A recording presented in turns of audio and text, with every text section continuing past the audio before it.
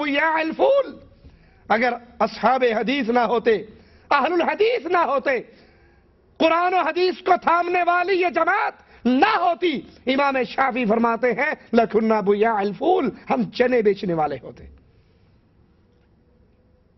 یہ وہ لوگ ہیں، یہ وہ جماعت ہے جن کے ہاتھوں میں دو ہی چیزیں ہیں، ایک ہاتھ میں اللہ کی کتاب، دوسرے ہاتھ میں محمد الرسول اللہ صلی اللہ علیہ وسلم کا فرمان۔ یہ دین ہے، اور جو چیز کتاب اللہ اور سنت رسول اللہ سے ٹکرا جائے، اس کا آرڈر کرنے والا کتنا ہی بڑا کیوں نہ ہو، اہل الحدیث اس کو دین نہیں مانتے۔ امام مالک رحمت اللہ علیہ، بادشاہ نے آرڈر کیا، زبردستی کی طلاق واقع ہو جاتی ہے۔ امام مالک سے فتویٰ مانگا کہ تم بھی لکھ دو، اگر کوئی کسی کے سر پہ بندوق لے کر کھڑا ہو جائے، تلوار لے کر کھڑا ہو جائے، اس کو موت کی دھمکی دے اور کہے کہ اپنی بیوی کو طلاق دے، اور یہ جان بچانے کے ڈر سے کہہ دے میں نے اپنی بیوی کو طلاق دی، تو بادشاہ صاحب نے آرڈر جاری کیا، یہ طلاق ہو جاتی ہے۔ امام مالک تم بھی فتویٰ دو، کیونکہ رسول کی مسجد میں بیٹھ کر صلی اللہ علیہ وسلم نبی کی حدیثوں کا درس تو امام مالک دیا کرتے تھے۔ بادشاہوں کی حکومتیں جسموں پر ہوا کرتی تھی، اور امام مالک کی حکومت لوگوں کے دلوں پر ہوا کرتی تھی۔ بادشاہ کو ہی پتا تھا میری بات لوگ تب مانیں گے جب امام مالک اس پر اپنی مہر لگا دیں گے۔ امام مالک رحمت اللہ علیہ نے ایک ہی سوال کیا، مجھ سے یہ فتوے کا سوال کرنے والے، میں فتویٰ لکھوں کہ تیری کہی ہوئی بات ٹھیک ہے، زبردستی کی طلاق ہو جاتی ہے، اگر مجھ سے فتویٰ لینا ہے تو محمد کی کوئی حدیث پیش کرو صلی اللہ علیہ وسلم۔ کہا حدیث رسول تو نہیں ہے، کہا پھر مالک کٹ سکتا ہے، حدیث رسول کے خلاف فتویٰ نہیں دے سکتا۔ کہا پتہ ہے بادشاہ سے ٹکر لینے کا نتیجہ کیا نکلے گا؟ کہا جو جی میں آتا ہے کر گزرو۔ امام مالک رحمت اللہ علیہ کے چہرے کو سیاہ کیا گیا، گدھے پہ بٹھایا گیا، گلے میں جوتیاں ڈالی گئی، ڈھول پیٹنے والا، منادی کرنے والا بازار میں چل رہا ہے اور منادی کر رہا ہے اور کہتا ہے یہ وہ ہے جس نے بادشاہ کی بات کے خلاف بات کی تھی۔ جب وہ چپ ہوتا تو امام مالک پکار اٹھتے، من عرفنی فقد عرفنی، ارے وہ لوگوں جو مجھے جانتا ہے وہ تو جانتا ہے، اور جو نہیں جانتا وہ جان لے میں مسجد رسول میں درس حدیث دینے والا امام مالک ہوں۔ لوگوں نے کہا اے امام تیرے ساتھ یہ سلوک کیوں؟ کہا جو فتویٰ بادشاہ دلوانا چاہتا ہے وہ حدیث رسول کے خلاف ہے، مالک اپنی گردن کٹوا سکتا ہے، حدیث رسول کے خلاف فتویٰ نہیں دے سکتا۔ یہ ہے اہل الحدیث کی جماعت کہ حق وہ ہے جو اللہ کی کتاب میں آئے اور محمد صلی اللہ علیہ وسلم کی حدیث میں آئے، وہ حق ہے، اور جو اس سے ٹکرا جائے وہ بات بھلے بادشاہ کی کیوں نہ ہو وہ حق نہیں ہوا کرتی۔ حق وہی ہے جو محمد کریم کی زبان سے ادا ہو گیا۔ اسی لیے ابو بکر عیاش رحمہ اللہ فرمایا کرتے تھے ما فی الدنیا قوم افضل من اصحاب الحدیث، دنیا میں اہل الحدیث سے زیادہ شرف والی کوئی قوم نہیں ہے۔ سب سے زیادہ شرف والی قوم یہی ہے جنہوں نے اپنے ہاتھ میں، ایک ہاتھ میں اللہ کی کتاب کو تھاما ہے اور دوسرے ہاتھ میں محمد کریم کی حدیث کو تھاما ہے۔ عبداللہ ابن مبارک رحمہ اللہ، امام ابو حنیفہ رحمۃ اللہ علیہ کے شاگرد، وہ فرمایا کرتے تھے اثبت الناس علی الصراط اصحاب الحدیث، پورے صراط پر سب سے زیادہ ثابت قدم استقامت والے لوگ وہ ہوں گے جنہیں اصحاب الحدیث کہا جاتا ہے، جنہیں اہل الحدیث کہا جاتا ہے، جن کے ہاتھ میں دو ہی چیزیں ہیں، اللہ کی کتاب اور محمد صلی اللہ علیہ وسلم کی حدیث۔ پورے صراط پر سب سے زیادہ ثابت قدم قوم یہی ہوگی جو پوری زندگی کے اندر محمد کریم کی حدیثوں کا دفاع کرتے ہوئے گزارتے۔ ہارون الرشید نے اسی لیے کہا تھا طلبت الحق فوجدته مع اصحاب الحدیث، میں نے حق کو تلاش کیا، حق کو چاہا اور حق مجھے اہل الحدیث کے پاس ملا۔ عظیم محدث ایوب سختیانی رحمہ اللہ فرماتے ہیں کسی عامی عام آدمی اور عجمی آدمی کے لیے باعث سعادت ہے کہ اللہ تعالیٰ انہیں اہل سنت کے کسی عالم سے ملاقات اور استفادے کا شرف عطا کر دے۔ اہل الحدیث، اہل السنت، یہ دونوں مترادف چیزیں ہیں۔ نبی کی حدیث والے، نبی کی سنتوں والے، جن کے ایک ہاتھ میں اللہ کی کتاب اور ایک ہاتھ میں رسول اللہ صلی اللہ علیہ وسلم کی حدیثیں اور آپ کی سنتیں ہیں، یہ وہ جماعت ہے جو راہ حق پر ہے، جو صحابہ کے منہج پر ہے، جو جنت میں جانے والے لوگ ہیں۔ اگر چاہتے ہو نجات تو آئیے، آپ کو پیمانہ ترازو امام الانبیاء دے کر گئے، ما انا علیہ واصحابی، جس پر میں اور میرے صحابہ ہیں، یہ حق والوں کا راستہ ہے۔ فضیل بن عیاض رحمہ اللہ فرماتے، اللہ کے کچھ بندے ایسے ہیں جن کے ذریعے اللہ شہروں اور ملکوں کو زندگی عطا کرتا ہے، اور وہ اہل سنت ہے۔ اہل سنت سب سے بہتر لوگ ہیں جو لوگوں کو بدعت سے منع کرتے ہیں اور سنت کی دعوت دیتے ہیں۔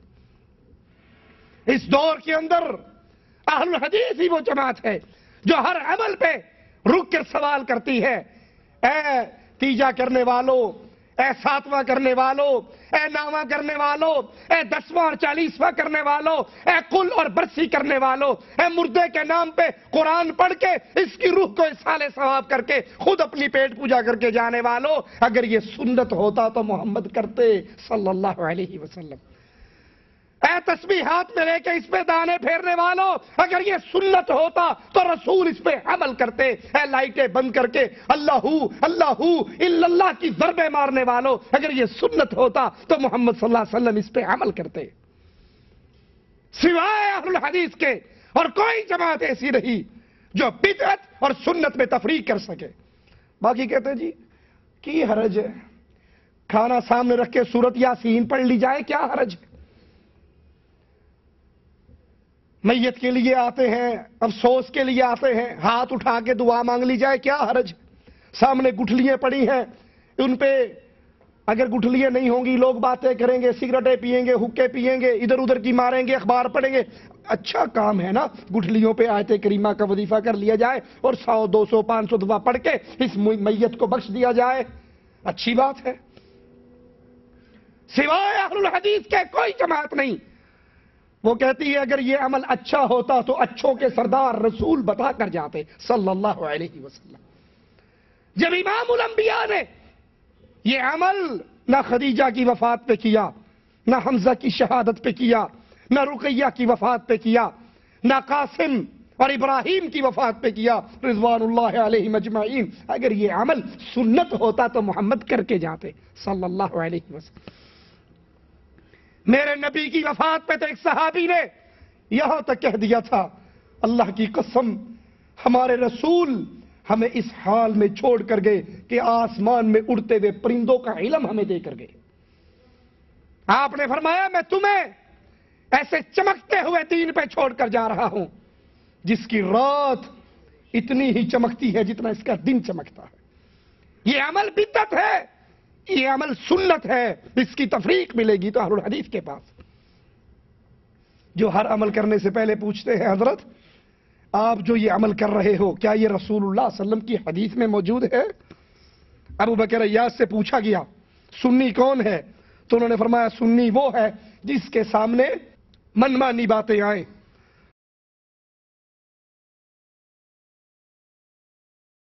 سنی سنائی باتیں ادھر کی ادھر کی ادھر کی ادھر کی، جس کے سامنے یہ باتیں آئے سنی وہ ہے جو ان باتوں کو بالکل نہیں اپنی نظروں میں جماتا اور نہ ہی ان کی طرف التفات کرتا۔ اب سوچئے یہ کون لوگ ہیں جو ہر سنی سنائی پر سبحان اللہ، ہر سنی سنائی پہ سبحان اللہ۔ مولوی صاحب بیان کرتے کرتے کہتے ہیں او پیر ہمارا گولڈے والا اسٹیشن پہ آیا، ایک انگریز کھڑا تھا، اس کے ہاتھ میں بندوق تھی، پیر کے ہاتھ میں تسبیح تھی۔ بابا جی نے پوچھا، انگریز نے پوچھا پیر صاحب یہ تسبیح کیا کرتی ہے؟ کہا یہ بندوق کیا کرتی ہے؟ اس نے کہا بھی بتاتا ہوں، لوڈ کی، چھرا ڈالا، اوپر لیا نشانہ، مارا، پرندہ گرا، مر گیا۔ اس نے کہا بندوق یہ کرتی ہے۔ بابا جی آپ کی تسبیح کیا کرتی؟ کہا بھی بتاتا ہوں۔ اس نے پڑھا، پڑھ کے تسبیح منہ کے قریب کی، پھونک مارا، اس کے اوپر رکھا، پرندہ زندہ ہو کے پھر چلا گیا۔ نیچے والے جتنے سبحان اللہ، ماشاءاللہ کیا عظیم کرامت ہے۔ ابو بکر بن عیاش کہتے ہیں سنی وہ ہے جو سنی سنائی باتوں کی طرف التفات. اگر یہاں پر کوئی اہل حدیث ہوتا تو پوچھتا حضرت بابا جی نے انگریزی آتی تھی یا انگریز کو پنجابی آتی تھی؟ اچھا ان باتوں کو چھوڑو، وہ مر گیا، اللہ کہتا ہے موت و حیات کس کے اختیار میں؟ اللہ کے اختیار میں. اس بابے کی تسبیح سے یہ کیسے زندہ ہو گیا؟ اللہ کی قسم کھا کر کہتا ہوں یہ ہمارے ہاتھ کے اندر احمد رضا خان صاحب کی کتابیں ہیں، ملفوظات احمد رضا کے اندر باقاعدہ قصہ لکھتے ہیں اپنے پیر کا، اس کا نام رکھا ہے زندہ پیر. زندہ پیر. زندہ پیر صاحب کا کام کیا تھا؟ کہا یہ زندہ پیر صاحب جا رہے تھے، راستے میں ایک ہاتھی مرا ہوا تھا، راستہ بلاک، سڑک بلاک، لوگ کراس کرنے سے تنگ. پوچھا کیا بات ہے؟ کہا جی یہ ہاتھی مر گیا. کہا مر گیا؟ کہا جی مر گیا. اٹھانے کی ہمت نہیں، بہت بڑا ہے. اس کی سونڈ کو ہاتھ لگا، کہا یہ تو زندہ ہے. پاؤں کو ہاتھ لگا، کہا یہ بھی زندہ ہے. اگلی ٹانگوں کو ہاتھ میں رکھا، کہا یہ بھی ٹھیک ہے زندہ ہے. کہا یہ کہنا تھا کہ وہ ہاتھی دوبارہ کھڑے ہو کے چل پڑا. وہاں سے کرامت مشہور ہوگی زندہ پیر. نیچے والے سارے سبحان اللہ ماشاءاللہ، کیا عظیم کرامت بیان کی. ارے بھائی یہ موت، یہ حیات، یہ زندہ کرنا یہ تو اللہ کے ہاتھ میں ہے، یہ تو مالک کی صفت ہے. اہل حدیث ہوگا وہ رک کر پوچھے گا ارے بھائی یہ کرامت بیان کرنے والے اس کی کوئی دلیل قرآن و حدیث سے ملتی ہے تو ماننے کے لیے تیار ہیں، اور اگر قرآن و حدیث میں اس کی دلیل نہیں تو ہم اجی آپ تو مانتے نہیں، وہ کشتی ڈوب گئی تھی، وہ اتنے سال ڈوبی رہی، آخر بی بی نے دوبارہ 11ویں دی. وہ ڈوبی ہوئی کشتی کتنے سال کی؟ 11 سال ڈوبی ہوئی کشتی پھر نکل آئی اور کنارے لگ گئی. ہم تو پوچھیں گے بھائی یہ 11 سال جو پانی کے اندر زندہ رہے یہ ڈڈو سن یا مچھیاں سن؟ انسان کا بچہ تو 11 منٹ میں مر جاتا ہے، یہ کس چیز کی مخلوق تھی جو 11 سال پانی کے اندر زندہ رہے؟ یا پھر معجزہ ہو، یونس علیہ السلام کو مچھلی نے اپنے پیٹ میں نگلا، یہ تو اللہ کے حکموں سے. اور یہ کیا ہے؟ اہل سنت کی تعریف یہ ہے، اہل سنت ہر بات کو سن کر اس کو پیش کرتا ہے اللہ کی کتاب پر اور محمد صلی اللہ علیہ وسلم کی حدیث پر. اگر وہ اللہ کی کتاب اور رسول اللہ صلی اللہ علیہ وسلم کی حدیث سے ٹیلی ہو جائے، موافق ہو جائے، مطابق ہو جائے، اہل سنت اس کو مان لیتا ہے. اور جو حدیث رسول سے ٹکرا جائے وہ بیان کرنے والے شاہ صاحب ہو، پیر صاحب ہو، شیخ صاحب ہو، مرشد جی ہو، وہ کہتا ہے تیری بات، تیری عزت اپنی جگہ پہ، لیکن تیری بات ٹکرا رہی ہے امام الانبیاء محمد الرسول اللہ صلی اللہ علیہ وسلم کی بات سے. تیری بات جھوٹ ہو سکتی ہے، محمد کی بات جھوٹ نہیں ہو سکتی صلی اللہ علیہ وسلم. اسی لیے شیخ الاسلام ابن تیمیہ رحمت اللہ علیہ فرماتے ہیں اہل سنت امت کے سب سے بہتر اور افضل ترین لوگ ہیں جو کہ صراط مستقیم یعنی حق اور اعتدال کی راہ پہ گامزن ہے. اہل سنت اہل الحدیث یہ وہ جماعت ہے جو حق کے راستے پہ چل رہا ہے، اور حق کیا ہے؟ اللہ کی کتاب، رسول اللہ صلی اللہ علیہ وسلم کی سنت. اس کے باہر حق نہیں ہے. جو ان دو کو تھامے گا وہ اہل حق ہے، اور جس نے اس دو کے ساتھ ملاوٹ کر دی وہ حق کی راہ سے جدا ہو گیا اور گمراہی کے راستے پہ چل پڑا. اہل سنت اہل الحدیث لوگوں میں بگاڑ کے وقت اصلاح کرتے ہیں، اور جب ان میں بگاڑ ہو جائے تو یہ اجنبی ہو جاتے ہیں. ان کی بات اجنبیوں کی بات ہے. جائیے آج اپنی یہی توحید کی باتیں انڈیا پاکستان میں کر کے دیکھ لیے، کوئی مانے گا؟ کہیں گے تو زیادہ پڑھا لکھا ہے یا جو تیرے باپ دادا گزرے وہ زیادہ پڑھے لکھے ہیں؟ تو سعودیہ میں 4 دن رہ کر آ گیا، وہابی ہو کر آ گیا، تیری تو نئی نئی باتیں ہیں. اجنبی. بابا جی کے چشتی صاحب کے دربار پہ چلے جائیے، اجمیر والے بابا کے ہزاروں کا مجمع، لاکھوں کا مجمع. اب وہاں پر کھڑے ہو کر کہے کہ بھائی یہ شرک ہے، یہ قبروں کو پوجنا اسلام نہیں ہے، یہ قبروں کا طواف اسلام نہیں ہے. آپ کی بات کوئی سنے گا؟ آپ کو یہودیوں سے بڑا کافر قرار دے گے وہیں پہ، اور کہا جائے گا بس اس کی جنت پکی ہوگی. اہل سنت کی مثال جب معاشرہ بگڑ جائے، جب قوم شرک اکبر میں ملوث ہو جائے یہ اجنبی ہو جاتے ہیں. ان کی دعوت اجنبیت کی دعوت ہوتی ہے. کہتے جو تو